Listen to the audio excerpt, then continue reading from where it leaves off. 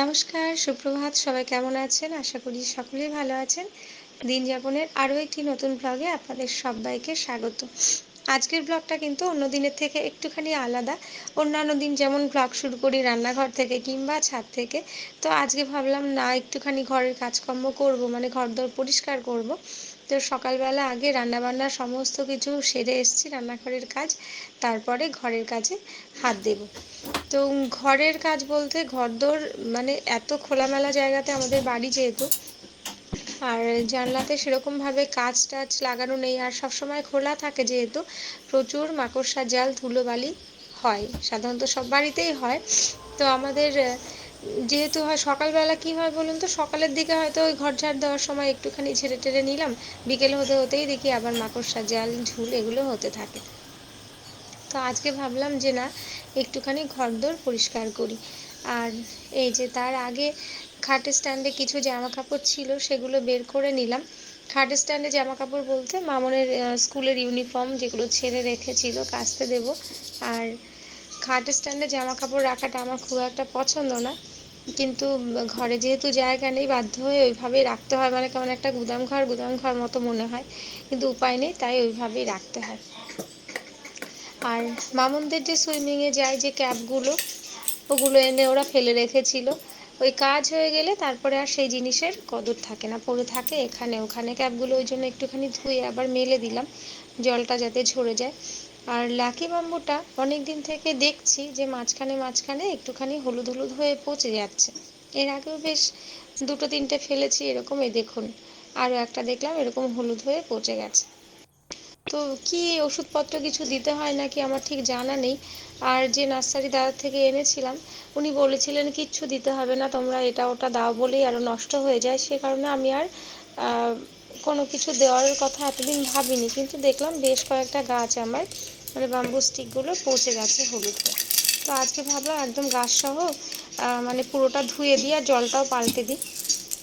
স্টোনগুলোকে ওই জন্য একটু ভালো করে ধুয়ে নিয়েছি, আর ভালো করে এবার নতুন জল দিয়ে আর কি আবার রেখে দিলাম। আর ঘরদোর ঝুলটা আর কি ঝাড়বো। ঝুল ঝাড়া বলতে সেরকম না, যতটুকু পারি। তোষক টোষক তো বের করা সম্ভব নয় আমার পক্ষে একা। তো ভাবলাম তার আগে যে এই কাভারগুলো সব চেঞ্জ করে দিই। বিছানার চাদরটা আর এখন পাল্টাবো না, কারণ যে সমস্ত ঝুল পড়বে সব তোষকের মধ্যে না হলে পড়বে। ওই জন্য একবারে সমস্ত কিছু ঘর ঝাড়ার পরে তারপরে ভাবছি বিছানার চাদরটা পাল্টে দেব। তো সঙ্গে থাকুন, আশা করি আজকের ব্লগটা ভালো লাগবে। প্রতিদিন প্রতিদিন এরকম করে ঘরদোর তো ঝাড়া সম্ভব হয় না, বাচ্চা কাচ্চা স্কুল, বাবার অফিস, রান্নাবান্না তাড়াহুড়ো থাকে। আজকে যেহেতু একটুখানি রান্নাবান্না আমার তাড়াতাড়ি হয়ে গেছে, অনেকখানি সময় আছে, কি আর করব, ভাবলাম যে না আজকে ঘরটা একটুখানি পরিষ্কার করে নিই। এদিক ওদিকে প্রচুর মাকড়সার জাল হয়, আর এই টিকটিকি আরশোলা মাকড়সার সঙ্গে পেরে ওঠা মুশকিল। একটুখানি মাকড়সার জাল চোখে পড়লেই মামুনের বাবার কাছ থেকে আমার কথা শুনতে হয়, এমন ভাব করে যেন এরা আমার আত্মীয় বন্ধু বান্ধব, আমি মনে হয় এদের ডেকে নিয়ে এসেছি। কি করে বোঝে আমার এতে কোনো হাত নেই। আর প্রত্যেক দিন কিন্তু ঘরের এই কোনাকাঞ্চি এগুলো মানে ঝাড়ু দেওয়া সম্ভব হয়ে ওঠে না।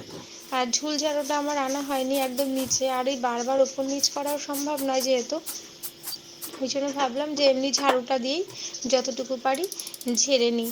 আর হাইট তো শর্ট, যেহেতু হাত পাই না, তাই টুলে উঠে জানলায় উঠে যেভাবে পারছিলাম করে নিই। যা দেখুন, ঝাড়তে গিয়ে পুতুলটা পড়ে গেল। এই পুতুলটা কিনেছিলাম গত বছর ওই যে রাসের সময়, আমাদের এখানে বোয়ালিয়া বলে একটা জায়গা আছে, তো ওইখানে গিয়ে বেশ দেখতে সুন্দর নিয়েছিলাম। না মেয়েরা খেলা করে না, এমনিই শখ হলো যে একটুখানি ঘরের মধ্যে রাখবো, সুন্দর লাগবে।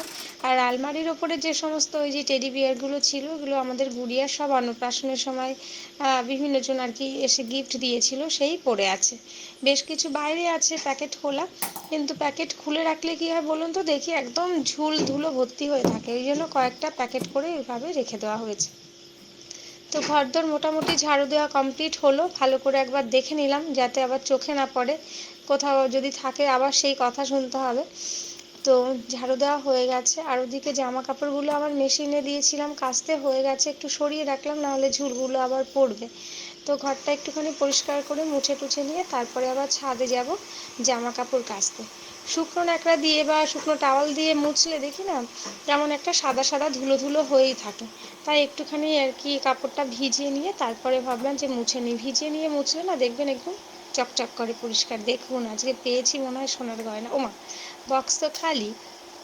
কবেকার মনে হয় বক্স ছিল একটা, কিছু গহনার হয়তো খালি। আর এই কার্ডগুলো কিসের বলুন তো, সেই মামন গুড়িয়ার ছোট্টবেলার অন্নপ্রাশনের কার্ড। একটা একটা করে আমি রেখে দিয়েছিলাম, একই রকম কার্ড দুজনারই। তো ছোটবেলার স্মৃতি আর কি। মেয়েরা বড় হয়ে যাচ্ছে, দেখুন কোন ছোটবেলার জিনিস ফেলতে মন চায় না। আর এই কার্ডটা মামুন যখন খুব ছোট ছিল তখন হচ্ছে মাদার্স ডেতে থ্যাংক ইউ কার্ড একটা আর কি বানিয়ে দিয়েছিল। ওদের স্কুল থেকে বলেছিল তোমরা সব মায়েদের জন্য এরকম কার্ড বানিয়ে বানিয়ে দেবে। তো মামুন বানিয়ে দিয়েছিল, আমি রেখে দিয়েছি। আর এর মধ্যে কিছু ফটো ছিল, মনে হয় সেই একবার পুরীতে গিয়ে ফটো তোলা হয়েছিল, এই পেপার মোডে আনা হয়েছিল, আর খেয়ালই নেই সেগুলো রাখার কথা। তো চলুন, মোটামুটি ঘরদোর পরিষ্কার হলো, জানলার গ্রিলগুলো একটুখানি মুছে নিই, খাটের স্ট্যান্ড ট্যান্ডগুলো যতটা পারি হাত পাচ্ছি আর কি আজকে পরিষ্কার করে নেওয়ার চেষ্টা করছি। আর কি বলুন তো, ঘরদোর মোছার পর মানে ঝুলটুল ছেড়ে মোছার পর দেখবেন ঘরটা যতটা না পরিষ্কার লাগে, নিজের গা হাত পাও যেন কেমন হালকা লাগে, একদম ফ্রেশ লাগে, যে না বাবা। আর ওই সমস্ত কিছু জমে থাকলে নিজের কাছেও কেমন একটা ঘিন ঘিন করে। তো আজকে অনেক দিন পর সুযোগ পেলাম আবার একটুখানি এইভাবে পরিষ্কার করে নিচ্ছি। আর এই যে হারমোনিয়ামটা, মামুনের বাবা ছোটোবেলায় বলবো না, মানে স্কুল কলেজে পড়ার সময় একটুখানি গান বাজনা তবলা এসবের একটুখানি শখ ছিল। তো ছোটোবেলা থেকে তো তবলা শিখেছে, এখন আর তবলাটা নেই বাড়িতে। আর এই হারমোনিয়ামটা খারাপ হয়ে পড়েছিল, তো এই করোনাকালীন সময়েই আর কি সারানো হয়েছিল। করোনাকালীন সময় কি তার পর আমার ঠিক মনে নেই, 2-3 বছর আগের কথা হবে। সারিয়ে নিয়েছিলাম, যে ভেবেছিলাম মেয়েরা একটুখানি গান টান শিখবে। তো 2-1 দিন বাজিয়ে ওদের আর সেরকম গরজ নেই গান শেখার। আর তাছাড়া একজন টিচার না দিলে না, মানে কোনো মাস্টার বা গুরুজির তত্ত্বাবধানে না দিলে সেভাবে শেখা হয় না। বাড়িতে তো আর কে শেখাবে। আমি তো আর গান জানি না। খুব ছোটোবেলায় কিছুদিনের জন্য একটুখানি গেছিলাম শিখতে, আমারও খুব ইচ্ছে ছিল, কিন্তু সে আর সম্ভব হয়ে ওঠেনি। তো ওইভাবে হারমোনিয়ামটা পড়ে আছে, দেখি যদি মেয়েদের কখনো ইচ্ছে হয়। আর ওরা শিখবেই বা কখন বলুন, পড়াশোনার এখন বাচ্চাদের এত চাপ, সেই সকাল থেকে স্কুলে চলে যায়, মানে ঘুম চোখে বলতে পারেন, আসে তো বিকেলবেলা, এসে আধা ঘন্টা 1 ঘন্টা একটুখানি রেস্ট নিয়ে আবার পড়তে বসা, সেই সন্ধ্যে থেকে রাত স্কুলের হোমওয়ার্ক পড়াশোনা এগুলো। তার মাঝখানে একটুখানি নাচ শেখা, একটুখানি সাঁতারে যাওয়া, এসব করে ওরাও ভীষণ ক্লান্ত হয়ে পড়ে। আমাদের সময়টা ভাবি, আমরা তো তাও খেলাধুলোর সময় পেতাম, ওরা তো খেলাধুলার সময়টাই পায় না। বিকেলবেলা এসে যেমনভাবে ধুঁকতে থাকে ভারী ব্যাগটা নিয়ে এসে, স্কুলের ব্যাগটা আর কি টানতে টানতে, তারপরে আর খেলাধুলা করবে না অন্য কিছু শিখবে। তো যে কারণে আর ওদেরকেও কিছু বলতে পারছি না। আর নিজেদের শখ পূরণের জন্য বাচ্চা কাচ্চার ওপর চাপিয়েও দেওয়া যায় না, ওদের যদি আগ্রহ না থাকে, তাই না? তো চলুন, যাই হোক, হলো মোটামুটি ঘরদোর পরিষ্কার, ঘরটা মুছে নিলাম। আর আমি কিন্তু এইভাবেই ঘর মুছি, ওই যে স্ট্যান্ড যেগুলো কি বলে মপগুলো, ওগুলো দিয়ে ঘর মুছলে না আমার মনে হয় যে জল জল হয়ে থাকে, নোংরা ঠিকমতো পরিষ্কার হয় না। ওই জন্য আমি এমনি ন্যাতা দিয়ে এইভাবেই মুছি, চেপে চেপে মুছলে আমার মনে হয় ঘরটা বেশ পরিষ্কার হয়। আর বেডশিটটা এবার পেতে নেবো। আর এই বিছানার চাদরটা কখনকার জানেন, সেই যে বারোদোলে গেছিলাম, সেই বারোদোলের মেলা থেকে মামুনের বাবা কিনে দিয়েছিল, খুব পছন্দ হয়েছিল। এগুলো কি খাদি না কিছু একটা। বিছানা চাদরের সঙ্গে আর বালিশের কাভারগুলো আমি নিইনি, কারণ সেম আর কি ওদের সেটের ছিল না, আলাদা করে কিনতে হতো একটুখানি মিলিয়ে নিয়ে। তো ওখান থেকে আর নিইনি, পরে আলাদা করে অন্য একটা দোকান থেকে আমি কয়েকটা আবার বালিশের কাভারও নিয়ে নিয়েছিলাম। তো চলুন, বিছানা চাদরটা পাতা হয়ে গেল, আবার যেতে হবে আমার ছাদে। মাঝখানে জানলা দিয়ে একটুখানি দেখে নিলাম, নারকেল গাছ থেকে নারকেল পাচ্ছে, মানে গাছ ঝোড়া হচ্ছে, নারকেল পাচ্ছে, কিন্তু নারকেলগুলোতে না জল থাকে না। অনেকে বলে মোবাইলে টাওয়ারের জন্য নাকি এই অবস্থা হয়। তো যে কারণেই হোক, নারকেলগুলোতে এখন আর জল থাকে না।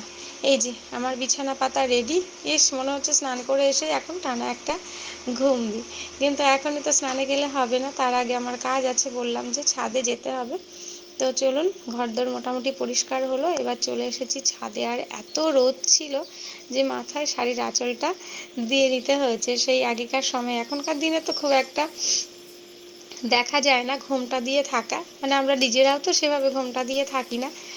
আর ওই জন্য রোদের জন্য একটুখানি আর কি ঘোমটা দিয়ে নিয়েছি। আর জামা কাপড়গুলো কাচা হয়েছে অনেকক্ষণ সকালবেলায়, কিন্তু ওই যে বারবার ওপর নিচ করা সম্ভব নয়, কারণ আমাদের মানে ওয়াশিং মেশিনটা একদম উত্তর প্রান্তে নিচের তলায়, আর আমাদের আসতে হবে আমার দোতলার ছাদে টেনে টেনে। ওই জন্য আমি চেষ্টা করি নিচের সমস্ত কাজ সেরে একবারে যখন ওপরে আসবো তখন জামা কাপড়গুলো নিয়ে এসে ছাদে মেলে দেওয়ার।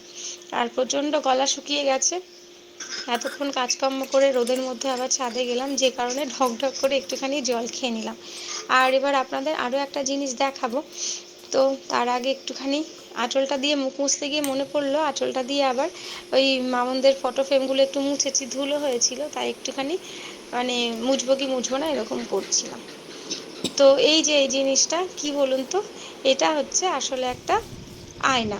সেই যে আগেরবার কালী পুজোর সময় আর কি গেছিলাম দীঘা, তো আবার সামনে পুজো আসতে চললো, তখন দীঘা থেকে এনেছিলাম একটা ঝিনুকের আয়না।